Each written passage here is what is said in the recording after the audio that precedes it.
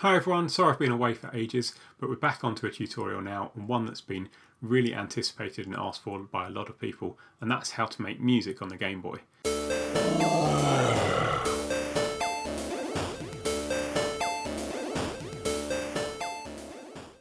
Now there's a lot of different ways of doing this, and I'm not going to show you what I think is the best way of doing it today. I'm going to show you what I think is the easiest way of doing it today. There are lots of different ways of doing it, but we're going to show you how to create a mod file in a tracker, which is a kind of style of music player that was created on the Amiga many years ago. Then we're going to show you how to convert that into code to be able to play in GBDK and then put into your game. So let's get started with that. The key bit that we use in this is a program that's been created online called GPT Player. Now that was created a long while ago, and actually its compatibility with GBDK is now stopped being done, but you can still use the older version. I found after researching lots of different ways of doing it that this was the easiest way to do it. Now the way it works is you're going to create your music file over here in a mod player, and then you're going to convert it using mod to GPT, and then you're going to use that code to compile into your game and play on your Game Boy. So a kind of three-step process. I'm going to take you through that bit by bit. So to start the first step of this and actually compose the music, you need to go and download a tracker.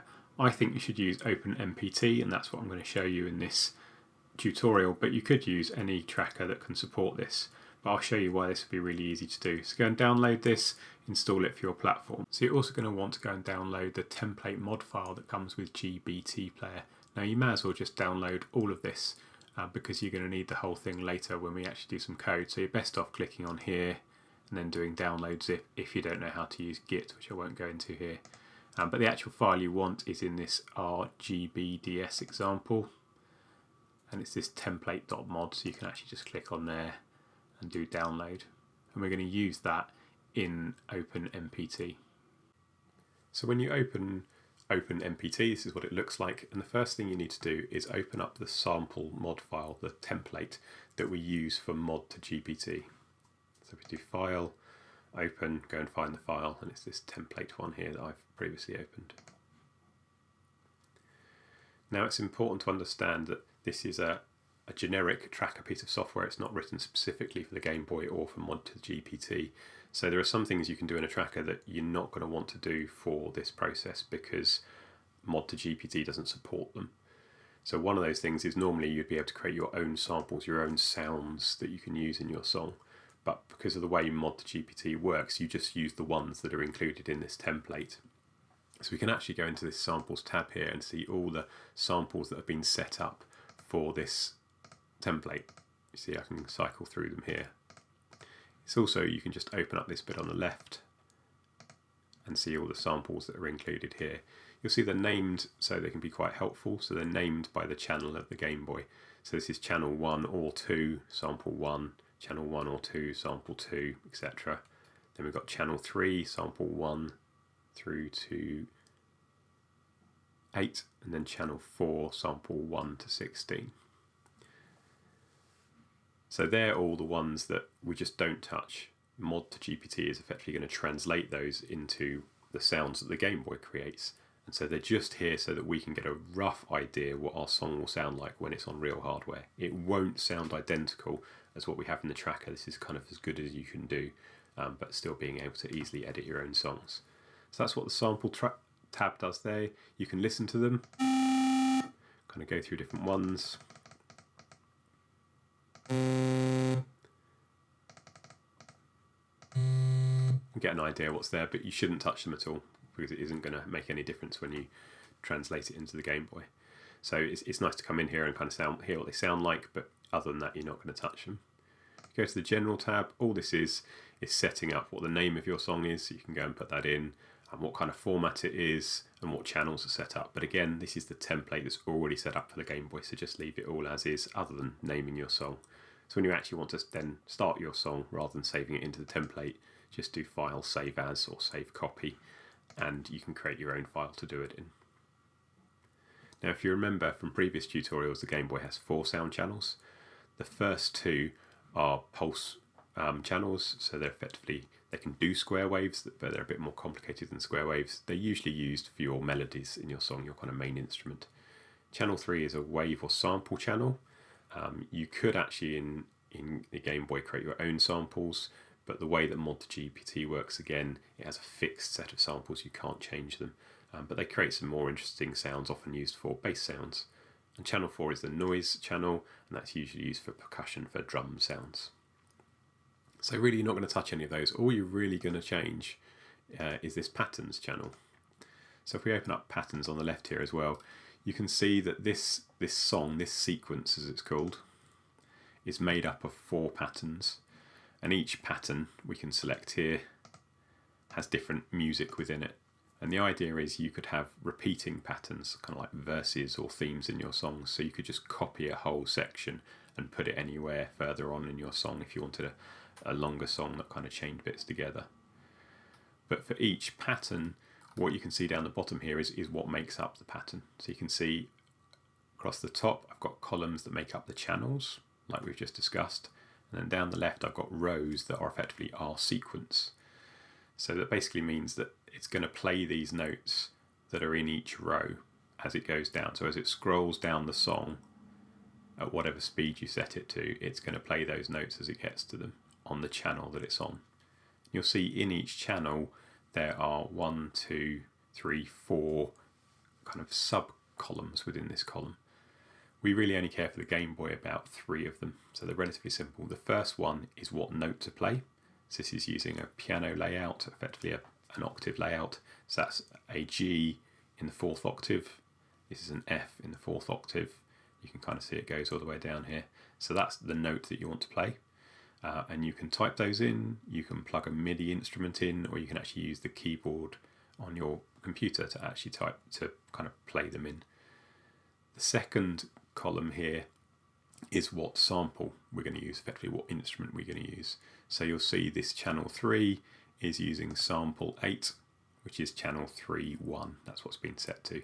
So that's a particular sound. If we go and find it. That sound, not particularly nice, but hopefully it sounds better in the song. And it's going to play that at the note G4. Ignore the next column because we can't use it on the Game Boy. The last column is effectively the effects column. It's where you tell the Game Boy hardware what kind of sound effects to add. And what I mean there is we can do all kinds of different things, like we can make a volume slowly decrease, we can slide between 2 notes rather than playing one note and then playing another note. But most of the time, as in this example, you're actually just using it to set the volume. So this is setting the volume, which is what C means. It's the special command for effects, to 40. And you'll see here that it plays G4 on the 8th sample at volume 40, and then 2 rows down, so 2 steps in the sequence down, it sets the volume to 0. So it's going to effectively quickly cut out that sound. If you didn't set it to 0, it would just carry on playing even though there's no note here until it hit the next note. So this is going to play at volume 40, have a step, turn to 0, no sound at all, play at 40, stay again, go to 0. So it's going to repeat effectively that G note twice, then it's going to move to an F, then very quickly it's going to jump back to the G again. So this is, as I said, is usually used for bass, and that's what it's used for in this song. So if we just play the song, we can do that in 2 different ways. We can play the pattern we're on with this button here from the beginning, or we can play the whole song. So we just want to play the pattern now. So that's the kind of first 31 steps where it's just playing that bass channel.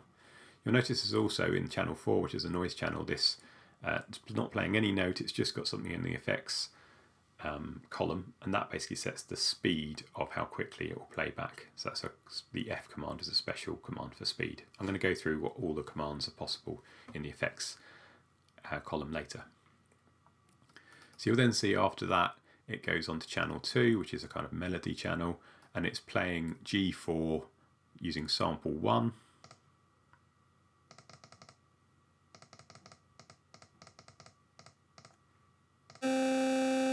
Playing that sample, and it's got a volume 30, but then a volume 20, and then a volume 10, and then a volume 0. So it's going to very quickly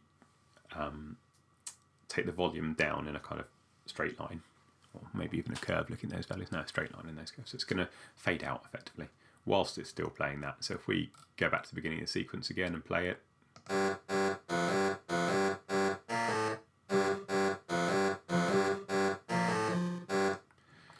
so you can see it's doing that and playing it over the top of the other one. So that's how we're doing two at once. You'll notice there's this grayed out bit down the bottom, and that when we got to the end of this section it jumped back to the beginning. That's because the grayed out bit below is the next pattern.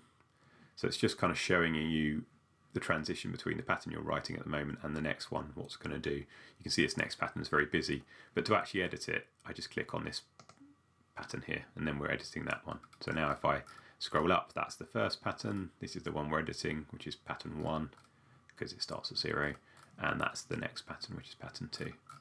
So now if we play this one, it will have a melody in channel 1, a kind of simpler melody in channel 2, and some bass very similar to what we played before in channel 3. So if I play that,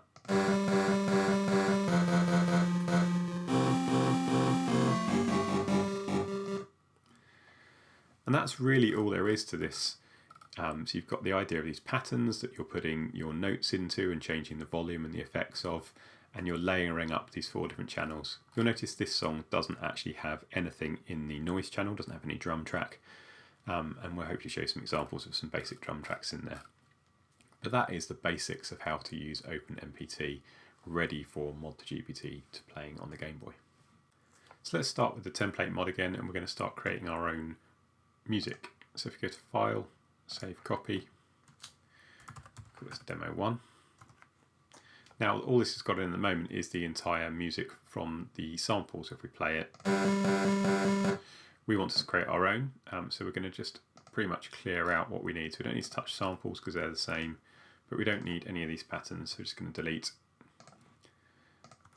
everything but the first one. And if we go into the sequence at the moment has the other patterns we've just deleted, so just delete those by clicking on them here.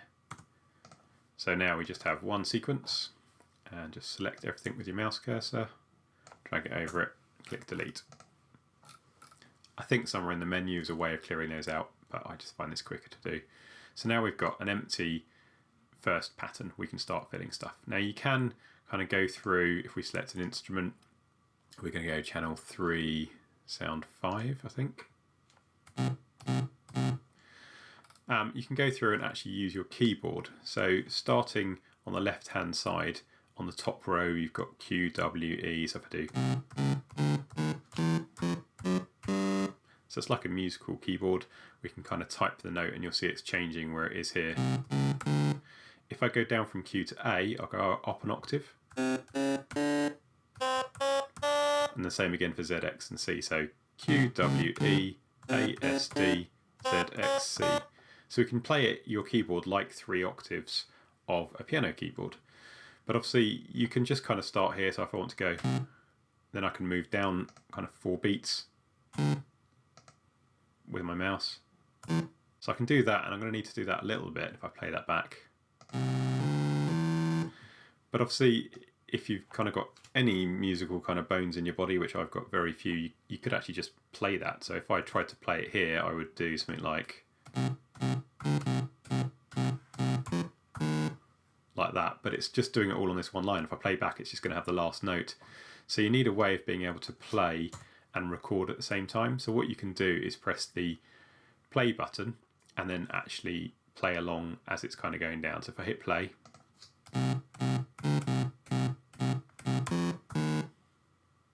and click stop, it's recorded all my song here. So if I play back,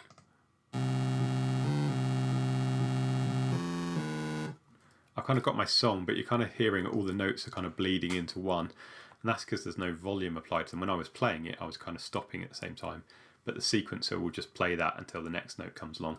Also, I didn't start playing right at the beginning, so what we can do is adjust that. So if you select all the things I did play with your mouse button, and either do cut or hopefully use your keyboard controls for Control X, and then paste Control V. So I paste it up the first line, so I now start straight at that. Kind of got a bass line going there, which we could repeat again and again. But obviously it's set all kinds of things here. So it's set the right sample and it's set the right song. It's set this middle column, which we don't use, so you can just ignore that. And it's got the volume set at just some, I don't know where it's getting those volumes from, and it's nothing to do with me pressing the key. So I'm going to reset all of those to C, which is the volume, if you remember rightly, the volume effect C40, which is kind of starting volume. And if I select those three, I can just paste those over the top of what's there already. So now they'll all have the volume I want, which is better for the Game Boy.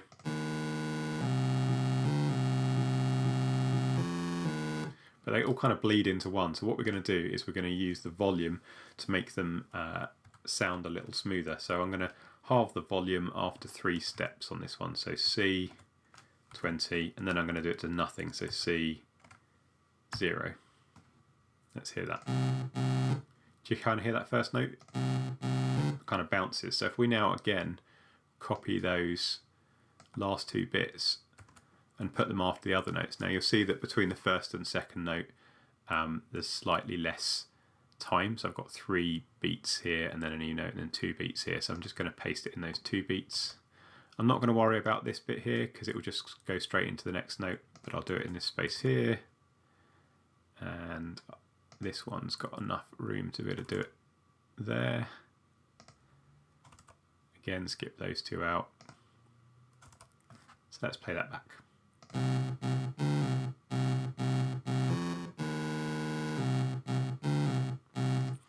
Now you'll notice I didn't quite play it right because the spacing here between these 2 notes is 3 and the spacing here is only 2. Now I can actually fix that. It didn't quite sound right if you listen to it. So if I just select all these notes, move them down 1, I can move that back now that's enough space. So I'm just copy and pasting these. So let's listen to it again. That's better. So basically I just didn't play it right, and I can fix that afterwards in here. So that can be our first kind of pattern that we're kind of going to use, and we can actually just repeat that entire pattern. So if I copied all of this down to here and then pasted it in here,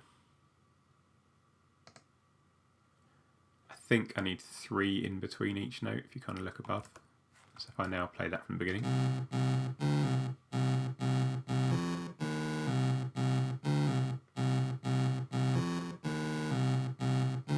And that now loops quite nicely.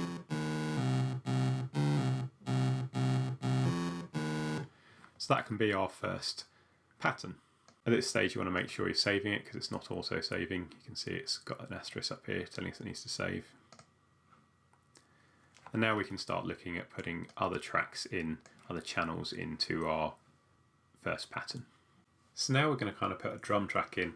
Again, I'm not a musician, so we're just going to show you a basic one here. So I'm going to try and make some kind of snare noise or drum noise. So what I'm going to choose is which instrument, which kind of sample I want. So I think I want channel 4, something like sample 5. So if I choose what I want here, so this is, don't forget, this is the sample I want. So channel 4, sample 5, 20, I think. And I'm just going to play C5, which is the A key on my keyboard. So that kind of sounds a bit horrible, but we're going to put one in every 4 beats of the song. And then we'll see if we can make it sound a bit better. So you can see, helpfully, every 4 beats are highlighted with an extra grey line, so it makes it easier. So just going down, pressing the A button to make a C5 on the instrument I've got selected here. Oh, missed that one. Let's hit delete and clear them out. Okay, now let's make it sound a bit nicer. We want it to start at what the other one is, so C40 for the volume. Hit the arrow keys to go across to the next bit of the column. So C40, and then I want it to fade out pretty quickly. So I'm going to do C, move with the arrow keys again, C20, C0. So it will go from 40, which is the maximum volume, halve it down to nothing. And I can just copy that part and paste it all the way down.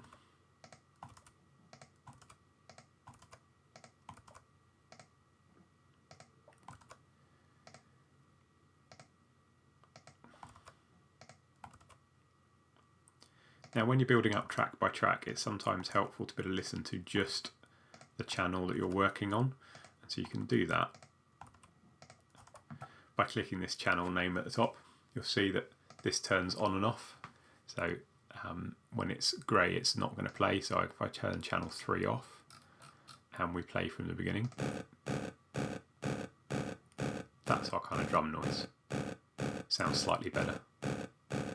You can try different samples, you can try different speeds, you could actually know what on earth you're doing with drums and get that properly. But if I turn channel 3 back on, play them both together,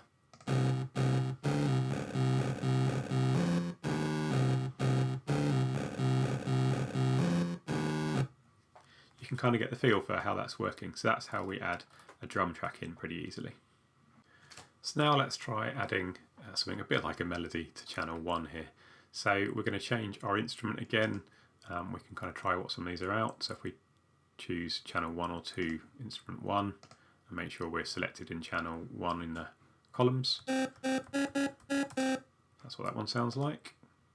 That sounds a bit nicer, I think. It's pretty similar again. So I think we'll go for that kind of thing. So again, I'm going to try and play something along, and it won't fit and we'll have to play around with it afterwards, but you'll kind of get the idea. So if I clear this one out and just remind myself what on earth this sounds like. And I'm just going to make something up as I go along. So I'm going to let it play halfway through the kind of repeated pattern, and then I'll start trying to play in as well.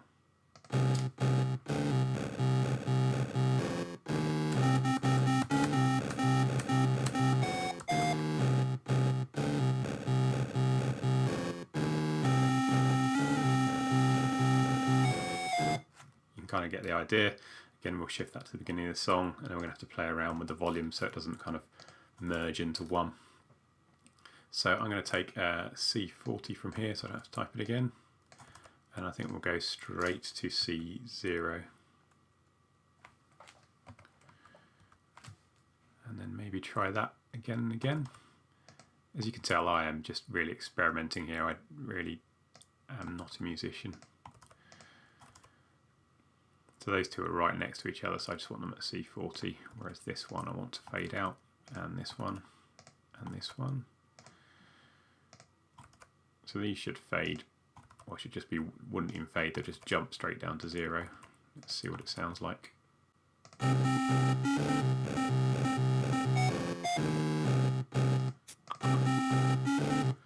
I don't think I've quite got the spacing right because these two jump together. So if I just move that down 1,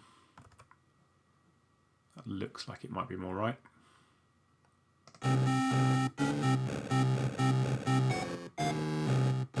Okay, we kind of got a sequence there. Yes, I should create a completely new sequence now, but I'm just going to copy and paste, put it back into here in the right place. So it should be there, I think, starting there. Let's have a try.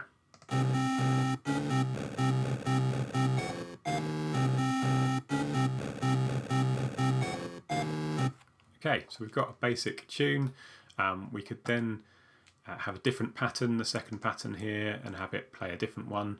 But I'm just going to copy this pattern and put it kind of 3 times. It just goes in 3 times there. But if we wanted to create a new pattern, we would just be able to click here to insert a new pattern. Then we would write our new pattern, and we'd better put it wherever we like in the sequence just by typing the number of the pattern. I'm just going to set those all back and delete that empty pattern.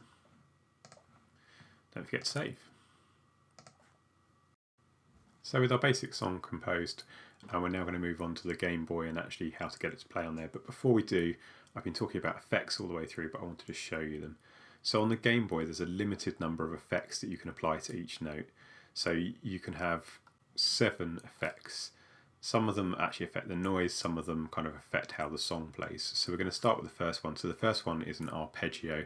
So an arpeggio is a musical term for playing a chord of 3 or more notes, usually rising up, but sometimes rising down. So I think on the Game Boy, or at least in the mod to GBDK we're using, we can only go going up. So you play a note to start with, so we're going to play C4 there.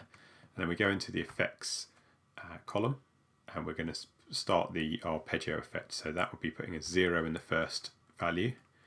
And the next value, we put the next note up from our C4 that we want to play in semitones. So if you don't know what semitones are, you probably need to go and look that up. So I'm going to take it up 2 semitones, so 1 whole tone. And then the next value is the third note, how far you want to take that up. So let's take that up 8 semitones, so 0 to 8. So this sound will now sound quite strange, kind of almost warbly. And it will carry on playing because we haven't told it to go to 0 volume. So if we put a volume in here again, so C0, need to put that 0, 0. You can kind of hear that's doing something strange with the note, and quite often this is an effect you'll hear in computer games. So if we kind of copy this in a couple of times and change the note that's starting on, so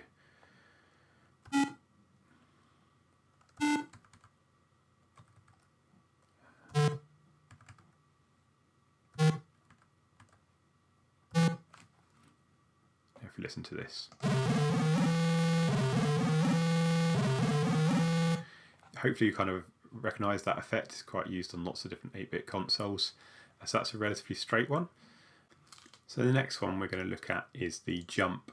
So this is going to jump to a particular pattern in the song.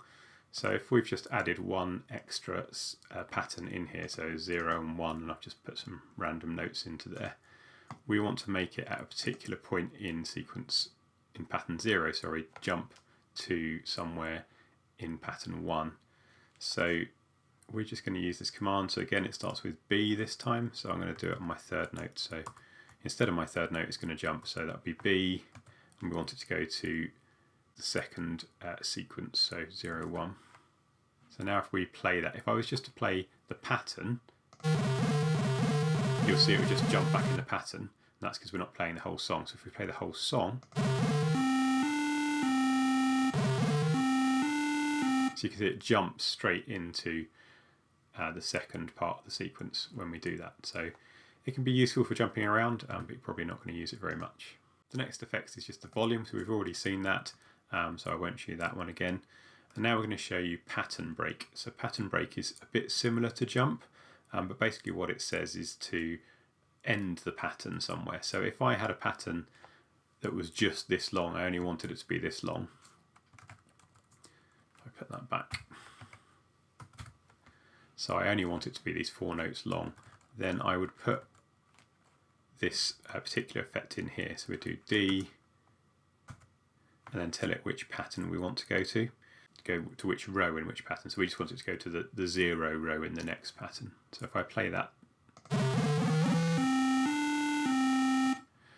so that's really helpful where you've got a repeating pattern you want to use again and again, but it isn't 63 kind of rows long. So you can write your pattern down here and then say that's the end of it, and it goes on. So it's a pretty handy one, that one.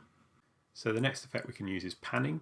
Don't forget that the Game Boy is actually a stereo audio device. When you put headphones in, before then it's only got one speaker, but you can still do some nice effects here. So that is E at the beginning. So if we go to here and do E, and the number you put here is how much you want to pan to one channel or the other. So if we go between 0 and 3, so 0 would be all the way to the left, and 0, 1 is slightly more towards the center, 0, 2, 0, 3. Then we've got some for the center, so 0, 4 all the way through to 0B is the center, and then towards the right is from 0C to 0F. So if we do this one all the way to the left, and then we did the next one all the way to the right, and then we did it all the way to the left, and then put that back again. Make sure we put E, otherwise it's not going to do it.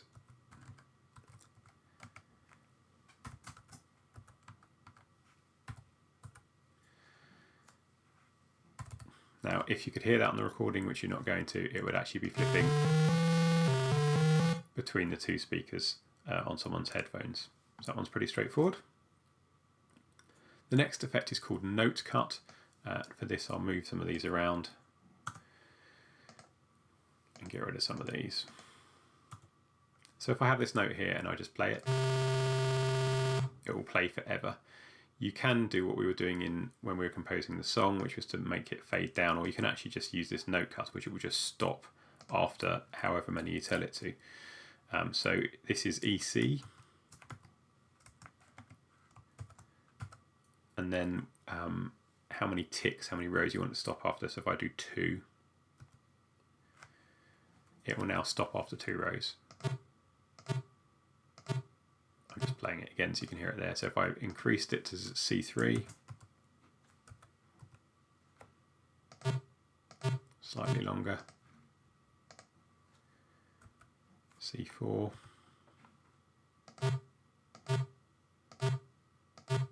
so it's just a quick way of stopping your note there.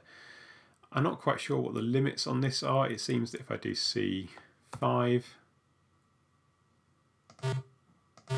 it kind of works, but I found the higher the number goes, sometimes it just carries on forever. I don't know if that's a limit of what it is, but obviously be aware of that and play with it a bit. So the last effect I've got is to do with speed, and I haven't shown you this one in the song at all, but if I put some notes into our song here a little bit, put them in order. So if I play that from the beginning, that's how fast it's playing. We can set the speed at the beginning of our pattern to be a different speed, and you can do that from 0, 1 to 1F. So you've got quite a few different settings there, and it just depends how quickly, how many beats per minute you want it to play in your song. So if we did F, you can do it in any channel, but sometimes it's easy just to keep it in one channel or one channel you're not using. So if I did F4 there, you can hear how fast that one is. If I change it to F2, it's getting faster.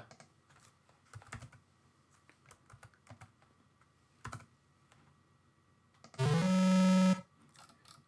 kind of get the idea there. So if I do